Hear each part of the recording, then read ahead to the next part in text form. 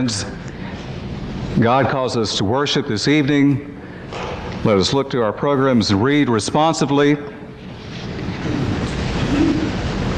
Welcome to God's new evening.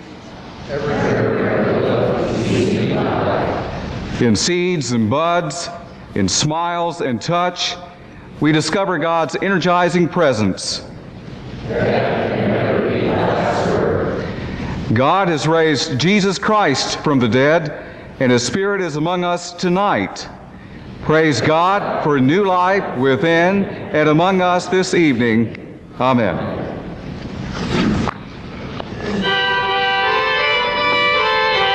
Please stand.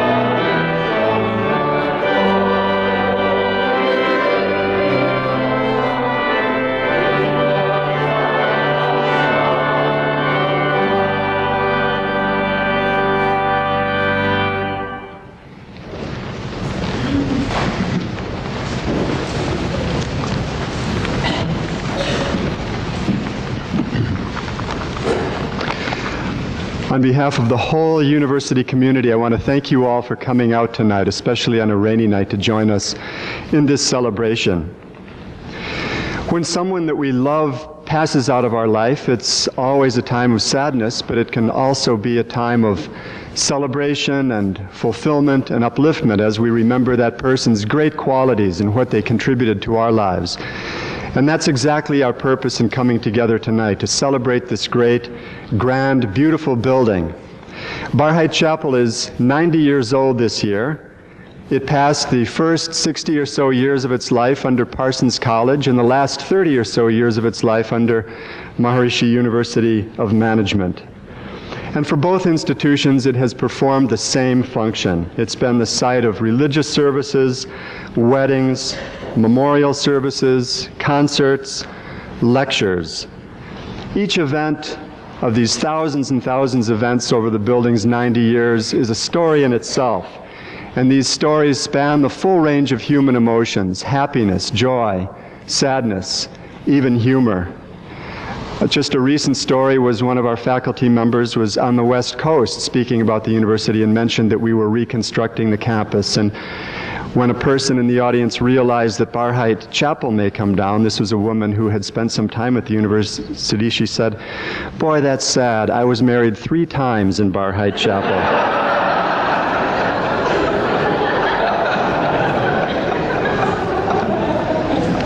Fundamentally, this is a building that brings people together as it's bringing us together tonight. And what does it bring us together for? It brings us together for worship, and praise and thanksgiving. It brings us together for prayer and meditation. It brings us together for celebration, and it brings us together for knowledge. And what do all of these things have in common? Worship, praise, thanksgiving, prayer, meditation, celebration, and knowledge.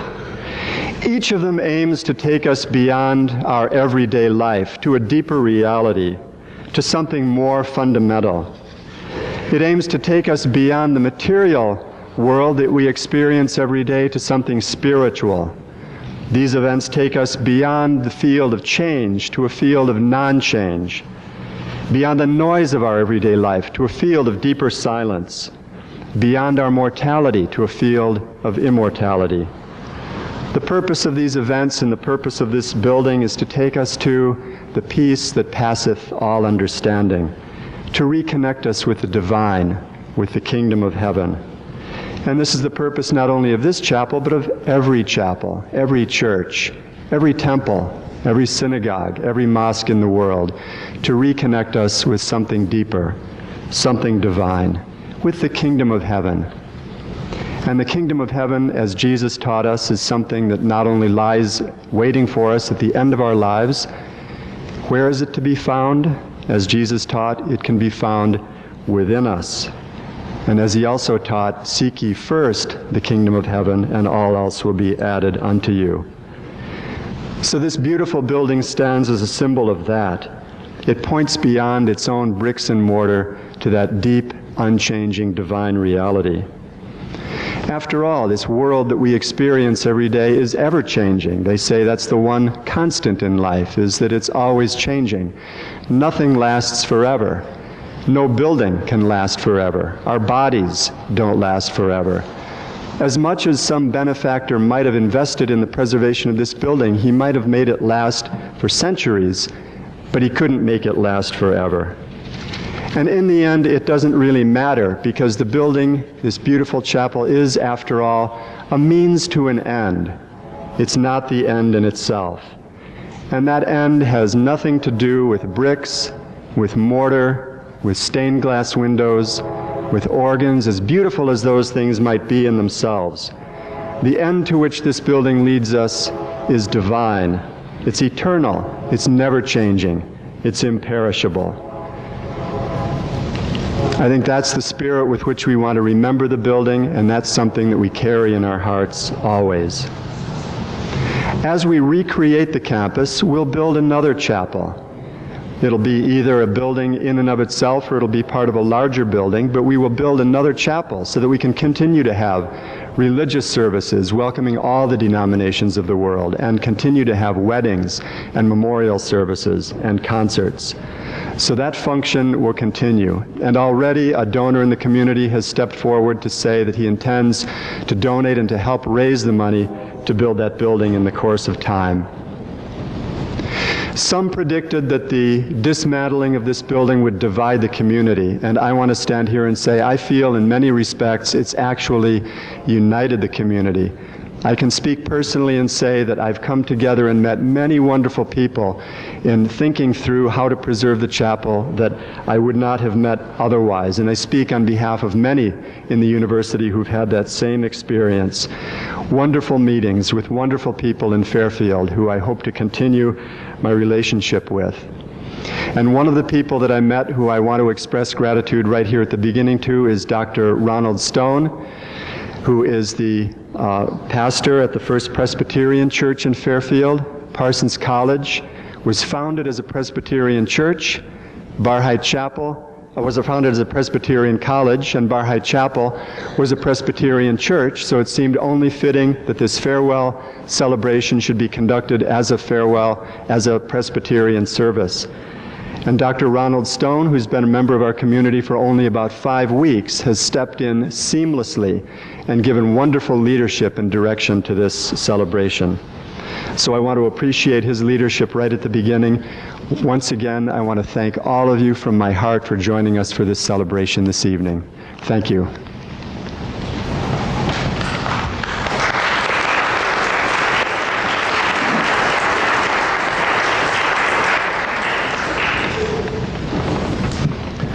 seems rather appropriate, perhaps, that I'm here at this time. I have probably, in my number of years on the staff of this college, put on more convocations, trustee meetings, homecoming queen celebrations, all those types of things that were conducted in this building during the time that I was privileged to work at Parsons College. So tonight I feel privileged to be asked to participate in this farewell ceremony. Those 12 years at Parsons and as mayor of the city for several years, I feel I have more than a passing feeling about the demise of this beautiful chapel. If her walls could talk, she could relate many wonderful happenings that have taken place, from her beginnings in 1907 to her basic church abandonment in 1973. Many of those events had major educational impact, while others were very joyous and happy. Barhydt underwent her most major renovation in 1962, which may have changed some of her interior appearance, but it didn't change her role on the campus or her Presbyterian virtues. During those many years, she was the scene of required chapel services, student theatrical performances, pep rallies and convocations, and countless student pranks and nameless occurrences. It is a sad and with a deep feeling emotion as we say goodbye to this historical landmark on this campus and in our community. The wonderful sermons of Dr. Jack Steele, Dora Dexter's religion classes, Dr. Miller Roberts' sermons and convocation speeches, and even Dr. Tree parading down her aisle as college marshal to another official activity will remain among our memories. And let us not forget the numerous music students taking organ lessons, which were followed by the many music recitals echoing from her walls. I trust that when the Barhydt family made its gift to the college, the chapel performed her functions well for them. As much as many of us here tonight would like to, we cannot bring back the past. But we also know you can't take away our pleasant memories of this beautiful facility. If only those now a part of the university could have seen the chapel performing in its heyday. On behalf of Presbyterians and the countless citizens and students of years past who have entered her church doors, I say, good job, old gracious lady. Your work has not been in vain, and like many of us, we grow older and no longer can serve change and face the new ways of a new generation. As bulldozers rev up, you too will go to a resting place with a satisfied smile. You've served us all well, and we'll always remember you. Goodbye, and we will miss seeing your imposing and prominent place on the former Parsons College campus and in historical annals of our city. Thank you.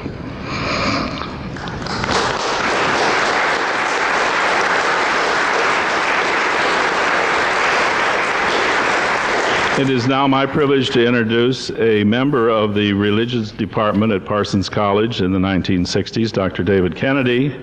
Dr. Kennedy has been after the closing of the college at a number of churches, the Antioch Church, the Birmingham Methodist Church, and now still at the New Sweden Church, and now is still at the Presbyterian Church in Birmingham, and he will give the invocation. Dr. Kennedy.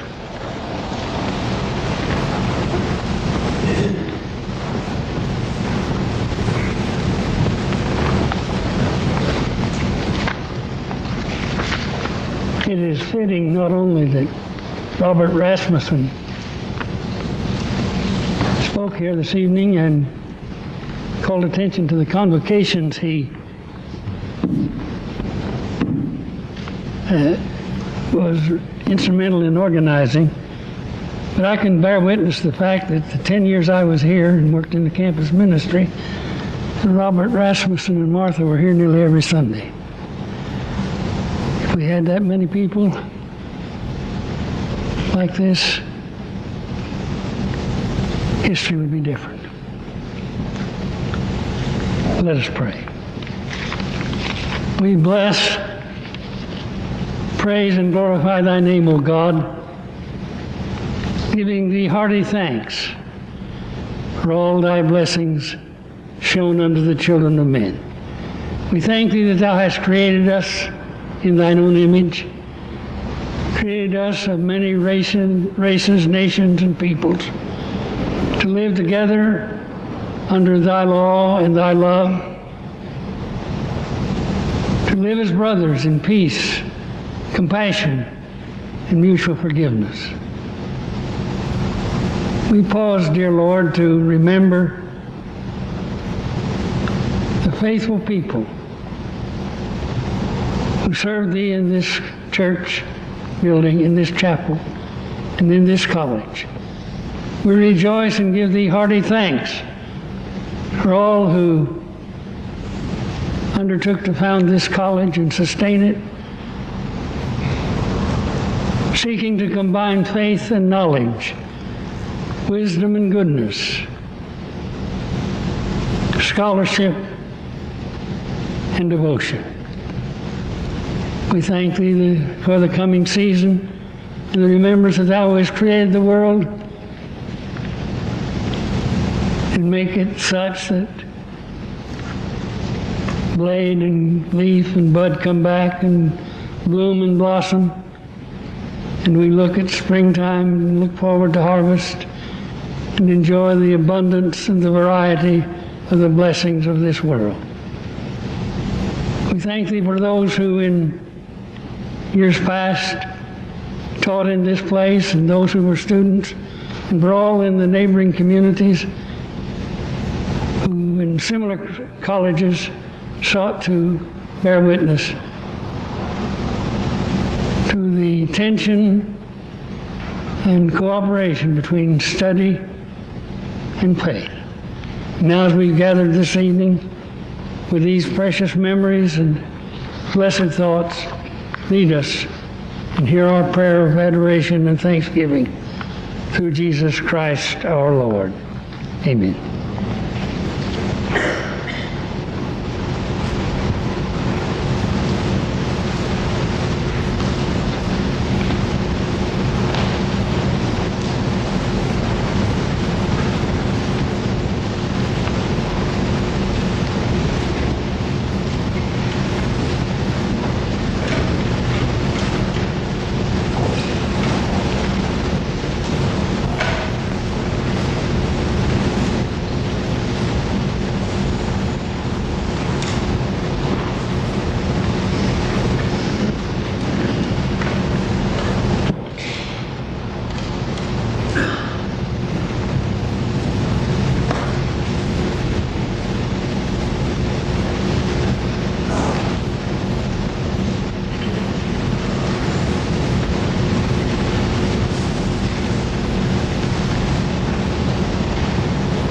We've decided to reverse the order that you see in the program there. Give us more appropriate to the German text, which is the Word of God first, and then we'll follow on with the American Shape program. Wow.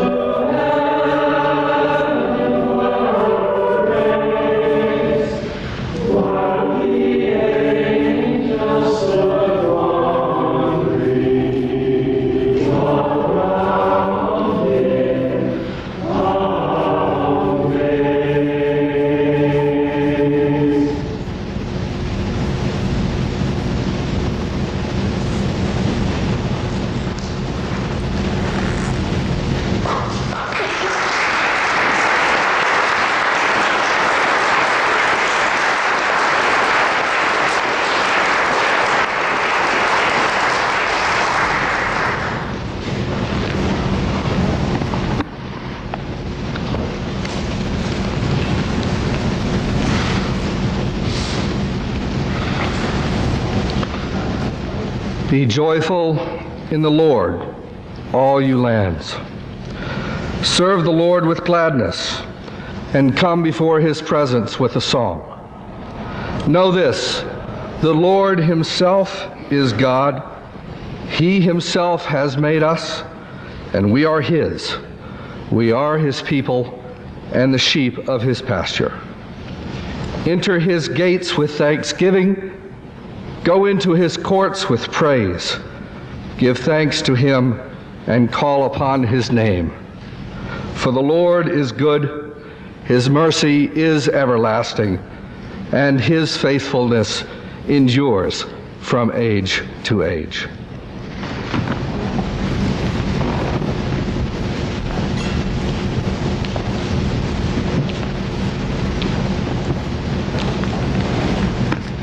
The epistle lesson is taken from Colossians chapter 3, verses 12 through 17.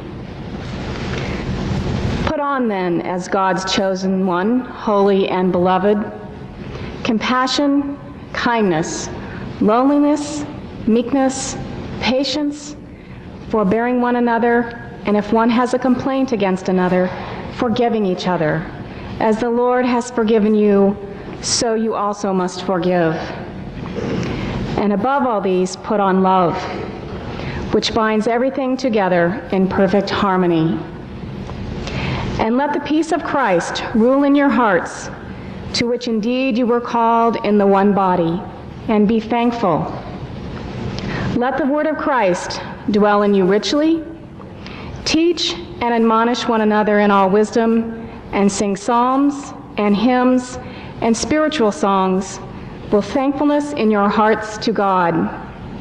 And whatever you do, in word or deed, do everything in the name of the Lord Jesus, giving thanks to God the Father through him.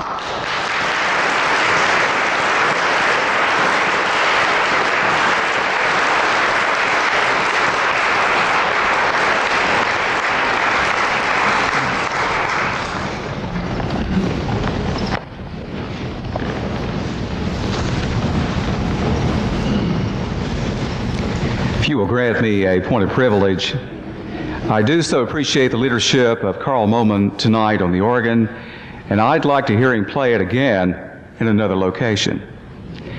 We need help with preserving this great chapel organ. Hopefully you picked up a flyer as you came in. If not, then please pick up one before you leave. There's a contact person that you need to talk to about that, and that's Art Atchison. Art, if you will stand so that people can see you.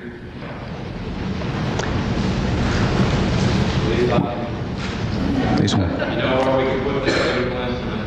Okay, thank you, Art. Many couples have been married in this chapel over the past 90 years. In the providence of God, it happened here. If you are among those united in marriage in this special place, would you please raise your hands? Oh, I see many hands. Very good.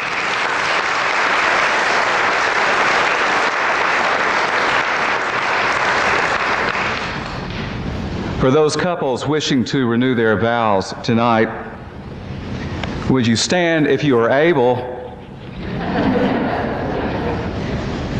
And even if your spouse is not here with you tonight, you're welcome to do that. Or even if you were not married here, but you wish to renew your vows, you may join hands with the spouse sitting next to you. And you can, some are shifting their places from one pew to another.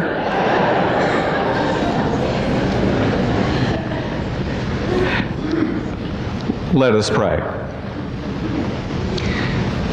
Oh, gracious God, look mercifully upon the husbands and wives who come to renew the promises they have made to each other.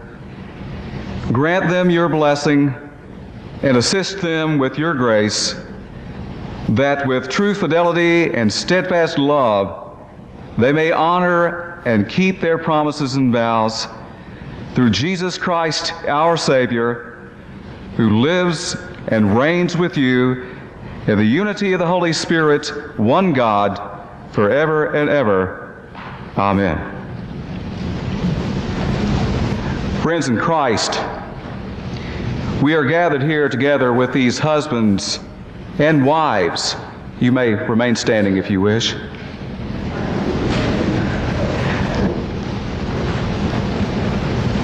We have gathered here together with these husbands and wives who have come tonight to give thanks to God for His blessing upon their marriage and to reaffirm their vows. Husbands, do you here, in the presence of God and of this congregation, renew the promises you made when you bound yourself to your wife in holy matrimony? If so, say, I do. Wives, do you here, in the presence of God and of this congregation, renew the promises you made when you bound yourself to your husbands in holy matrimony? If so, please say, I do. I want to ask that you will follow along with me, as hopefully I will say this in a cadence that you can do that. Husbands and wives, say this together if you will. We thank you, most gracious God, for consecrating our marriage in Christ's name and presence. Lead us further in companionship with each other and with you. Give us grace to live together in love and fidelity, with care for one another. Strengthen us all our days and bring us to that holy table where, with those we love, we'll feast forever in our heavenly home through Jesus Christ our Lord. Amen.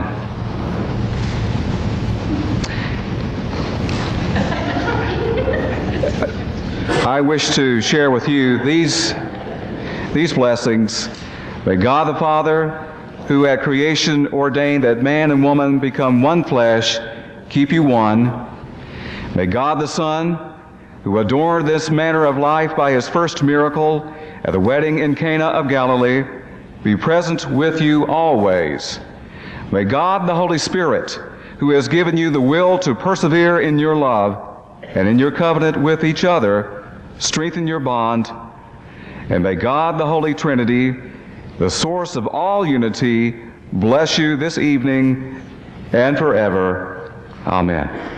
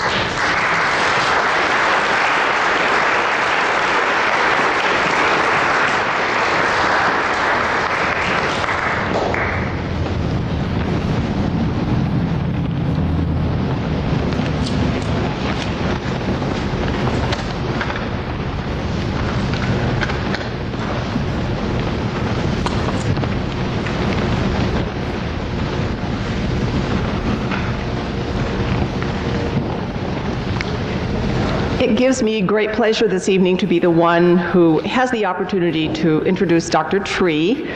I think the introduction can be very brief because many of you are very well acquainted with Dr. Tree as a resident of our Fairfield community since 1955. When I came to Parsons College to be employed in 1960, someone came to me and said, "There's a man that you should meet because I think both of you graduated from Grinnell College." So that was my first introduction to Dr. Robert Tree. Dr. Tree, of course, taught history here at Parsons College until the college closed, and then moved over to Fairfield High School and taught in the high school, and then continued teaching over at Iowa Wesleyan College. And so he truly is, I think, in the category of being an emeritus historian. So with no further introduction, I would like to ask Dr. Robert Tree to reminisce a bit.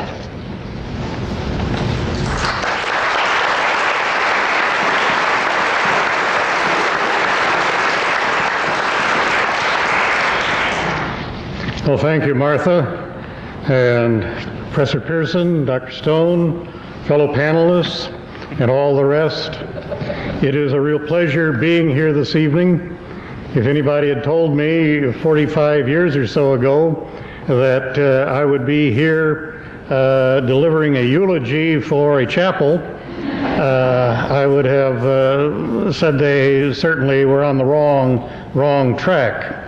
But here I am, and may I say that it is also awfully nice to see such a large crowd in this chapel, because I do remember from the Parsons days when we still had chapel services, not daily when I came, only once a week, but then we also had assemblies from time to time, and we'd see the chapel nicely filled the way this is. So it looks rather familiar.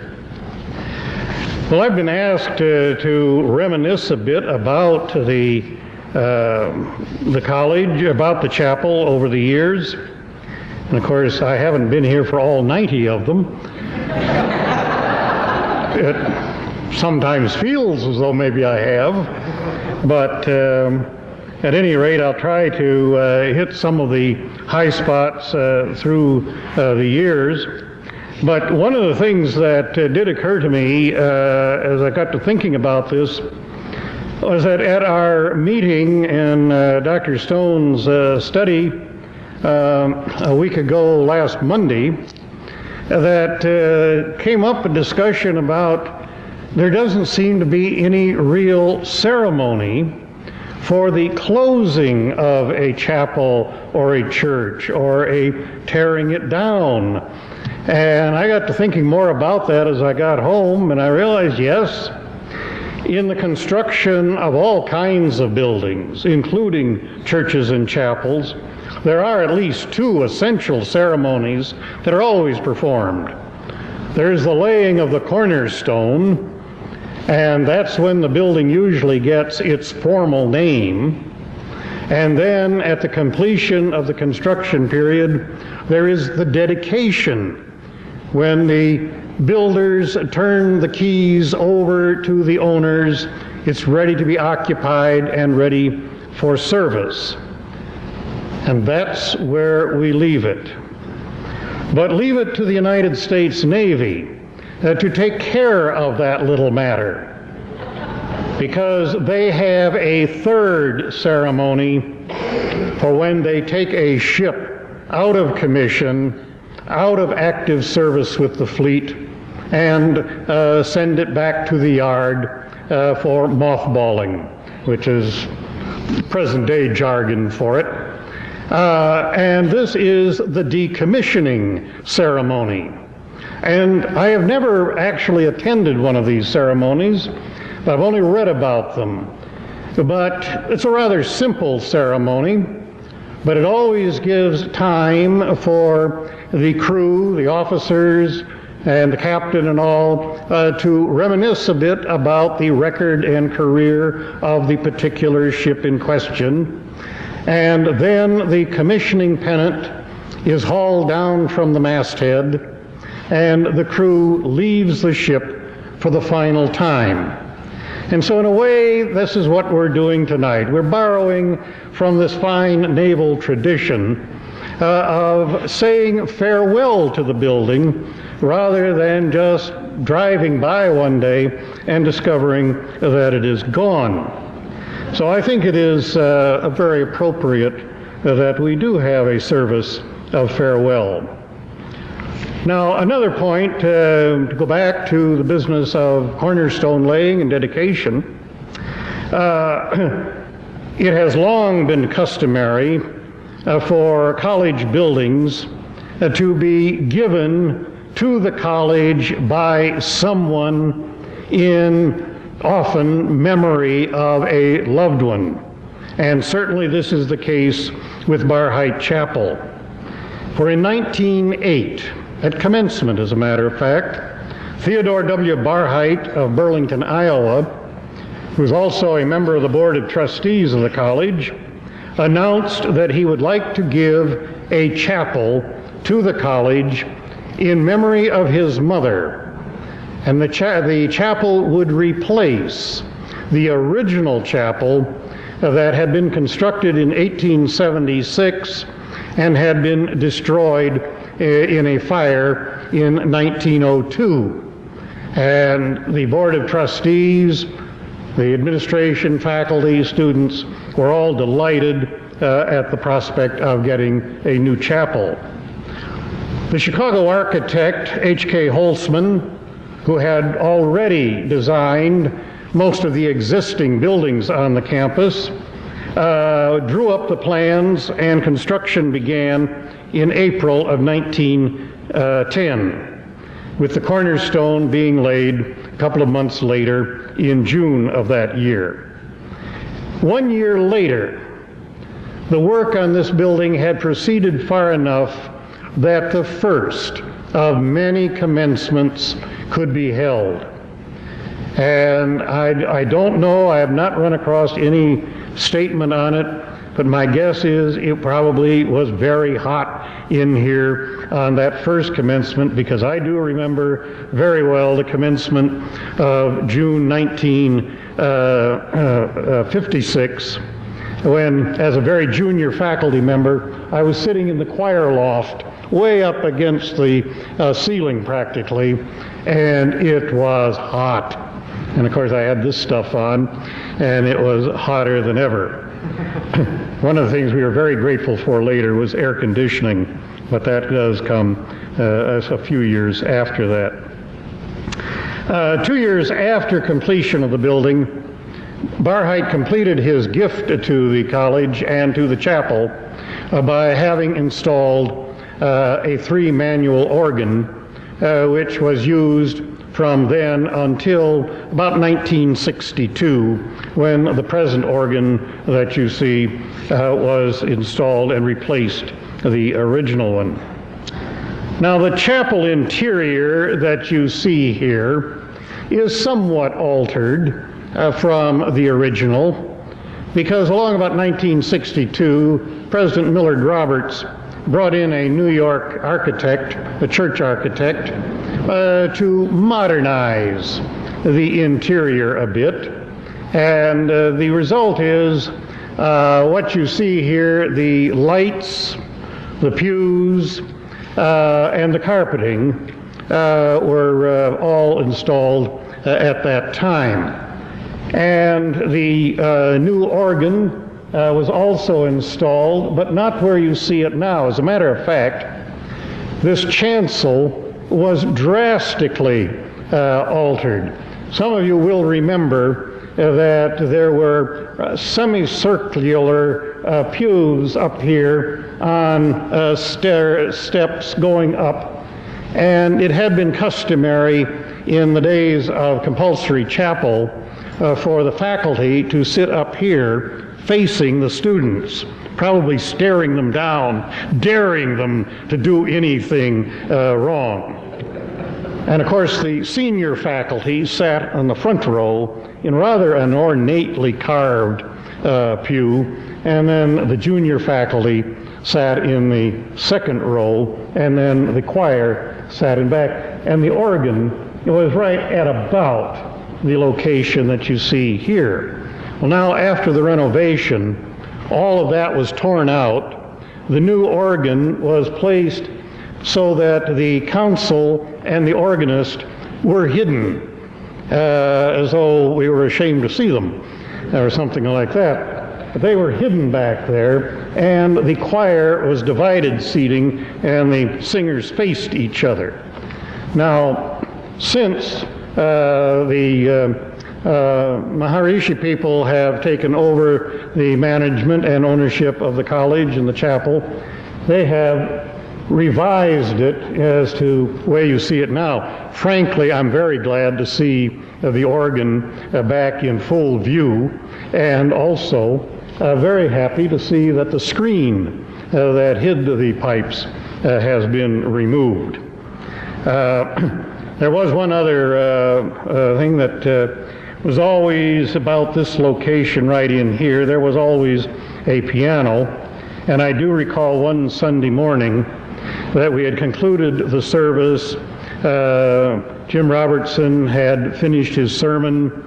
Jerry Cunningham, the organist, had gotten back on the bench, all ready to go, and nothing happened. Not a sound, not a peep. Jerry grabbed his music and trotted down here as fast as he could, down to the piano, never said a word, and just started in with the closing hymn, and the service went right on. By the next Sunday, the organ had been repaired, whatever was wrong with it, and as far as I know, it never quit again until it was removed from the chapel. Well, for 90 years, as really has been mentioned before, the chapel served in a variety of capacities.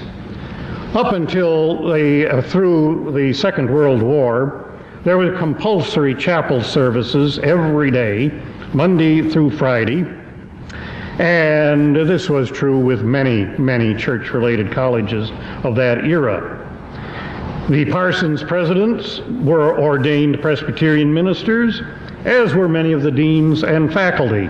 So there was no end of speakers to conduct these services. And there always seemed to be a flow of visiting clergymen, modern jargon, visiting firemen coming through. And so such was the case on December 15th, 1924, when a visiting missionary was here and was waxing eloquently about his adventures abroad, when suddenly the senior faculty jumped to their feet and then sat down. And before anybody could really gather what had happened, they're up again and back down. Well, that brought the service to an abrupt halt to determine what had happened. Well, it didn't take long for them to discover that the front pews had been wired. And the wires trailed out and were found to be hooked to a Ford ignition coil.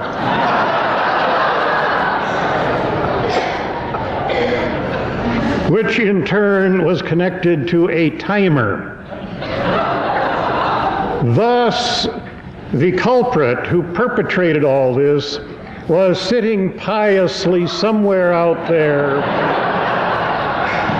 looking very amazed at what had happened.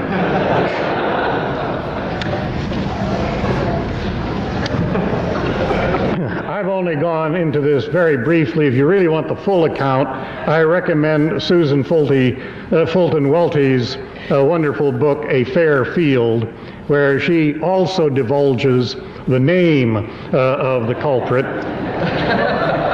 who was a member of the class of 1926. But that came out only long after he had graduated and was far from Fairfield and Parsons College. Well, now it so happens that in this particular era, it was customary for the senior class to have a senior chapel shortly before commencement. And what was always done, what was the practice, was for the various seniors to caricature various speakers that they'd had at chapel during that year. Needless to say, this hapless missionary was one who was chosen to be made sport of. And the student is in the process of mimicking the good missionary's speech when suddenly the front row, the chapel, the faculty rises again and drops to their seat. Much consternation. The seniors were taken by surprise. They had not been aware that the dean of the college, Dr. Gies, had arranged to have the seats electrified again.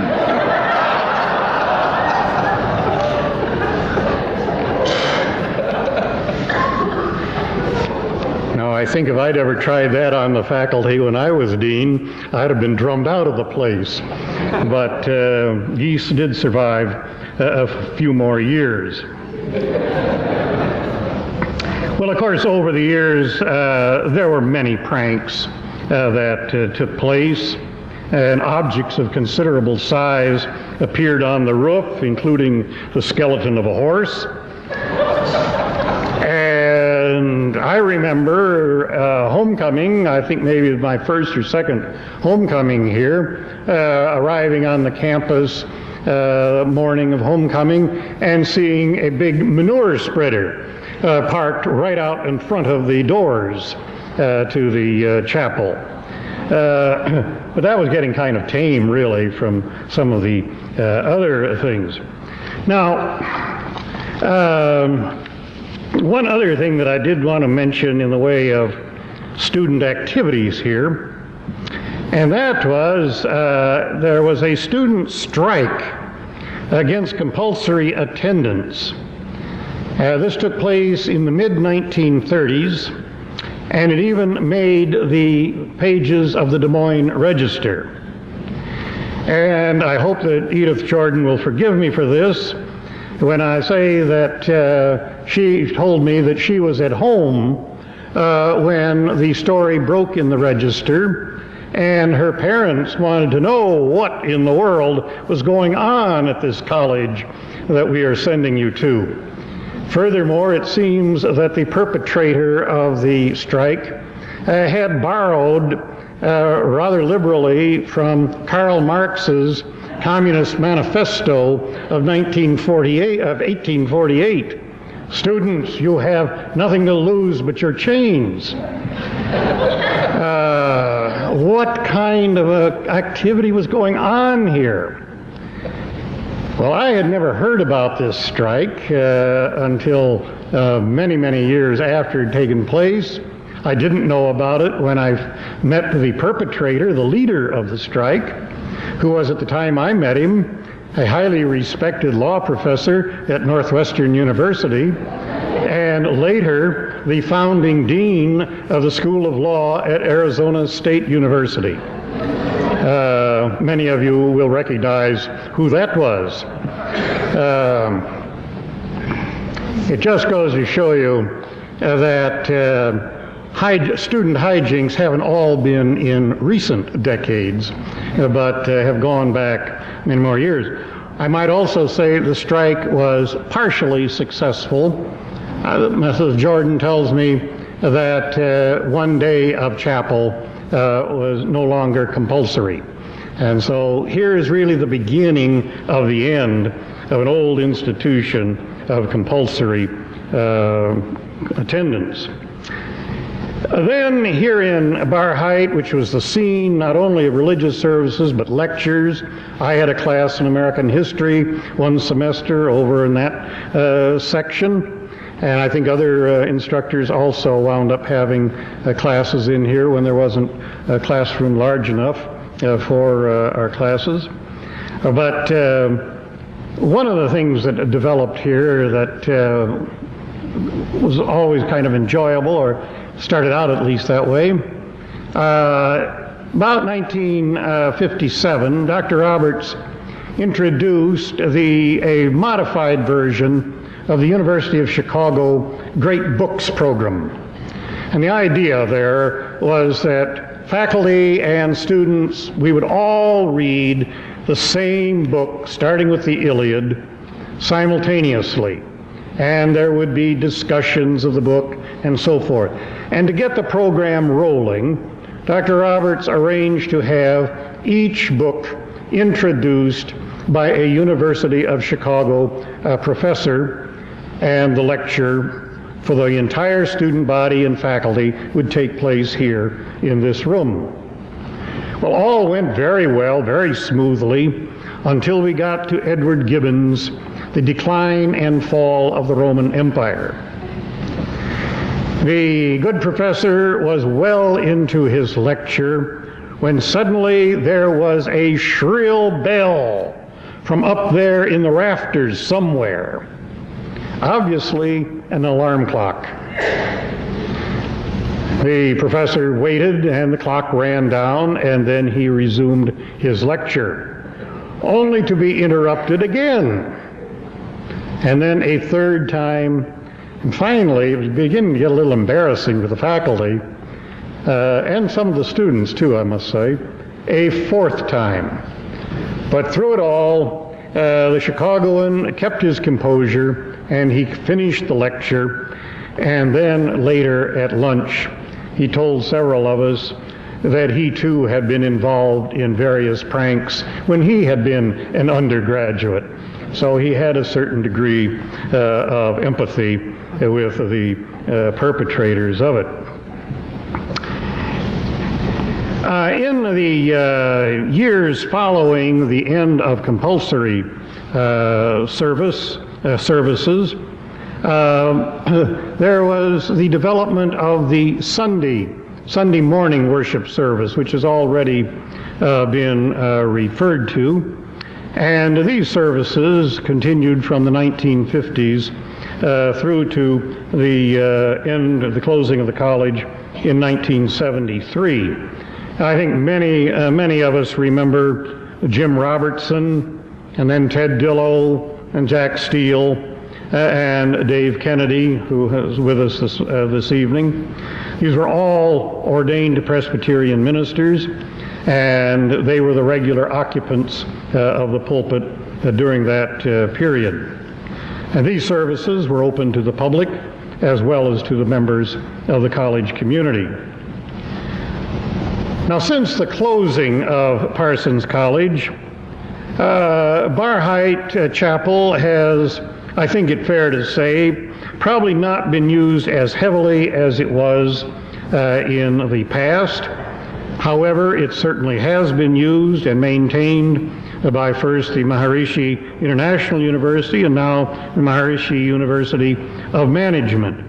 It has continued to host weddings, as has been noted here. And I should add, while Professor Pearson has his alum who was married here 3 times, there was Howard Johnson at Lions Club meeting last month that I happened to be attending the Barhydt Chapel program, and Howard announced to the Lions Club that he and Isabel had been married 63 years next May here in this chapel.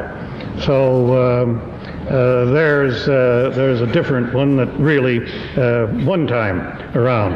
At least I gather Isabel is your current wife, Howard.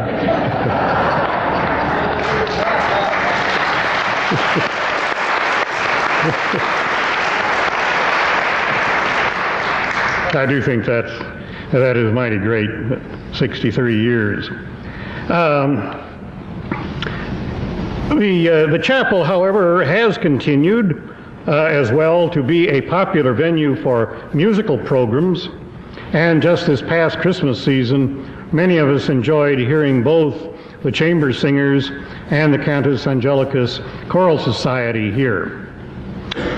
Unhappily, ships and buildings have a way of aging, and maintenance becomes more costly and difficult.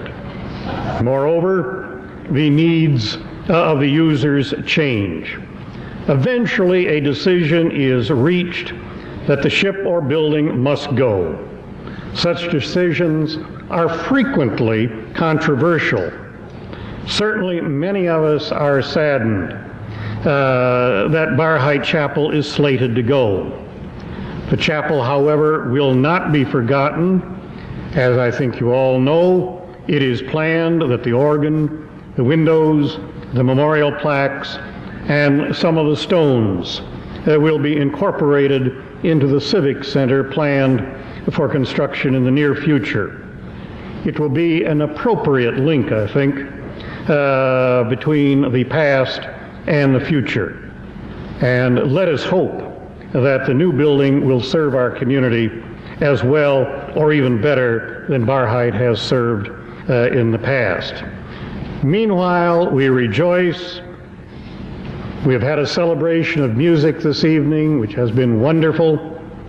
And we can give thanks to the several generations of students and others who have had the use of this grand building and has occupied a special place in Fairfield and Jefferson County for 90 years.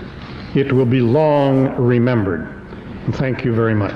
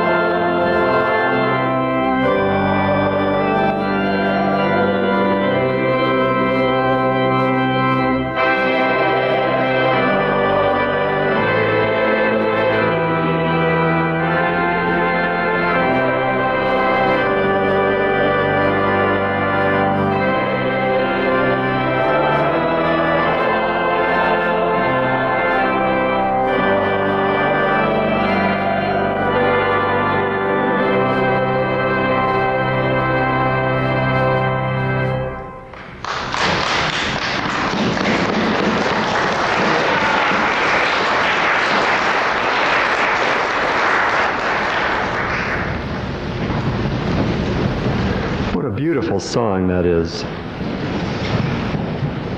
I want to thank once again Robert Wendell and the Cantus Angelicus Choral Society. I want to thank Elaine Redding and the Marshall University of Management Chamber Singers. And I want to thank the Fairfield Community Chorus for making this such a wonderful celebration of music.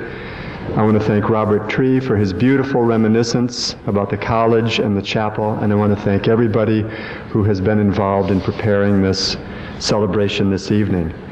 I want to invite all of you to stay when we're done. We have beverages and treats and cookies to be served there in the back, and we look forward to just talking with you after this celebration is over.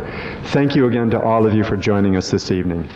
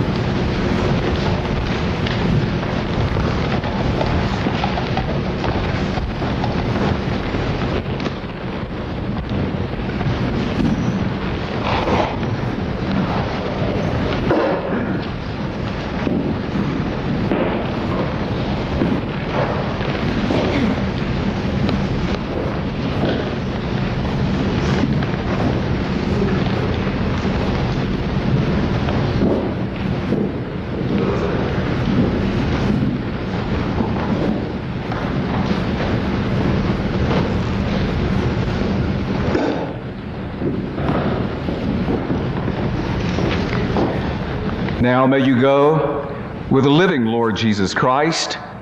May he go above you to watch over you, behind you to encourage you, beside you to befriend you, within you to give you peace, and before you to show you the way, tonight, on this great night, and forevermore.